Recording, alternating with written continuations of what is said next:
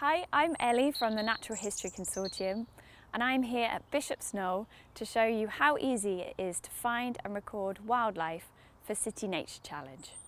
City Nature Challenge is a global initiative taking place in over 400 cities across the world from the 30th of April to the 3rd of May.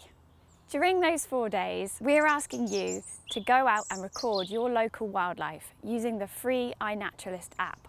Today I'm joined by wildlife expert Joe Middleton from the Woodland Trust, who's going to show us how to find woodland wildlife for City Nature Challenge. Hi Joe. Hey, how you doing? You all right? Welcome to Bishop's Knoll. Thanks for coming. Thank you. So I manage this wood in Bristol, right on the edge of Sneyd Park.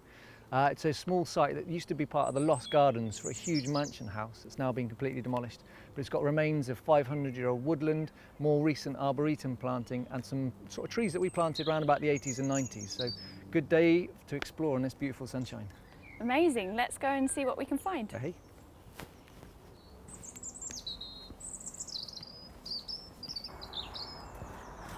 Wow, Joe, what's this flower? So this is Lesser Celandine, in amongst a few different primroses. Celandines are one of the first flowers to flower essentially in spring. It's a woodland plant with these green kind of arrow heart-shaped leaves, and then you get this beautiful bright yellow star that carpets quite a lot of woodland floors. You do get it in ancient woodland, but you get it in other woodlands, sometimes on banks, streams, ditches, on the edges. It's a really good one to see, first because it's nice and easy in the middle of spring, and it comes out before any of the other yellow flowers that you can get occasionally confused with. And we've got a few primroses amongst it as well, so Primula vulgaris. Primroses, you can buy them in the shop, or you can get them in a woodland in their natural environment, and there's even a pink variety just there too. Amazing.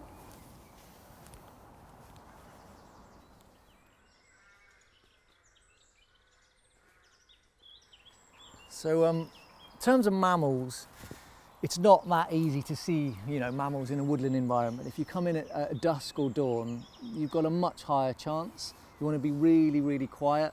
Don't wear strong perfume or aftershave. Get a good set of binoculars and just sit and watch.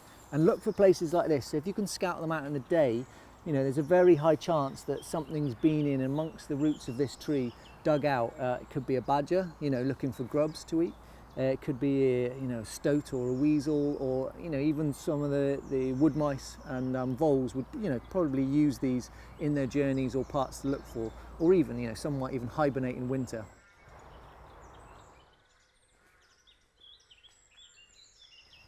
So one of the best ways to see birds in a woodland environment is to have a sit down.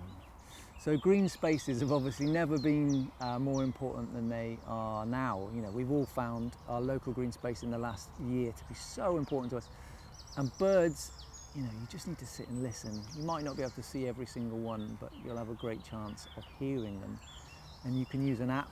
I've got a bird app on my phone that plays the calls, so you don't want to disturb them by calling to them or anything, but you can just use it to try and identify what it is you think it is. So, can you hear the chiffchaff?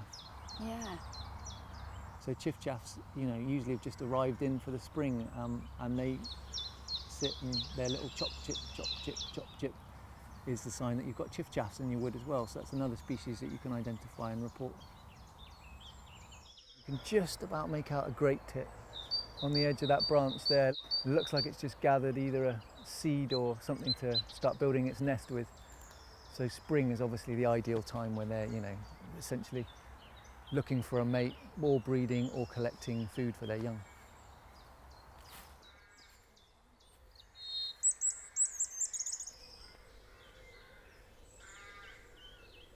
I've just come in past a load of bluebells here.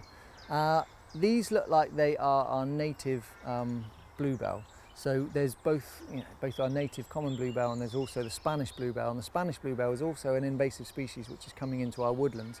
These are all about to come into flower. So when people start doing the City Nature Challenge, it'll be much easier to see because there'll be that beautiful kind of hue of purpley blue flowers everywhere, and that amazing sort of sweet smell as well. I think there's only one in flower at the moment.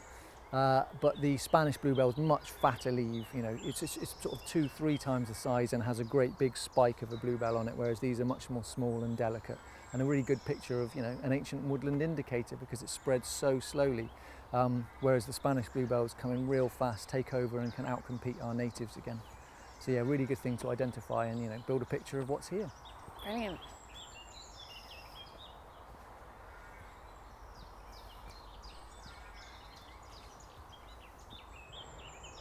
Isn't it nuts? It's mad. It's probably the most amazing tree I've ever seen, I think. So it's a sessile oak, and we have no idea how old it is. There's two theories. One of the two theories is that it's a big oak pollard, potentially 600 to 800 years old, or a part of a medieval landscape, talking Henry VIII's time.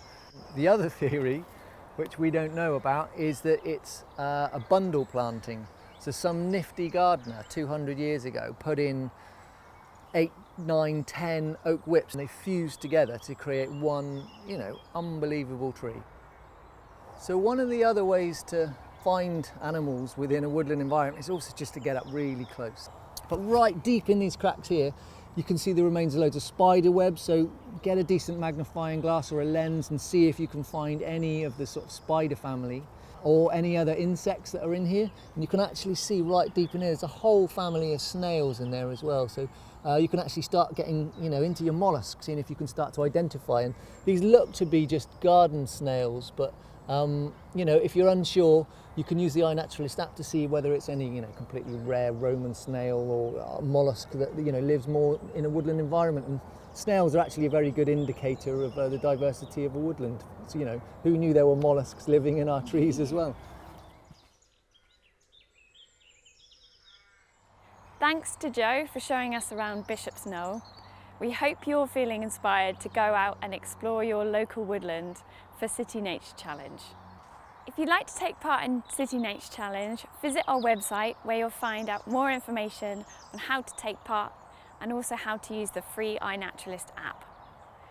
We hope you'll enjoy getting outside, enjoying nature and recording your local wildlife for City Nature Challenge between the 30th of April and the 3rd of May. Thanks for watching.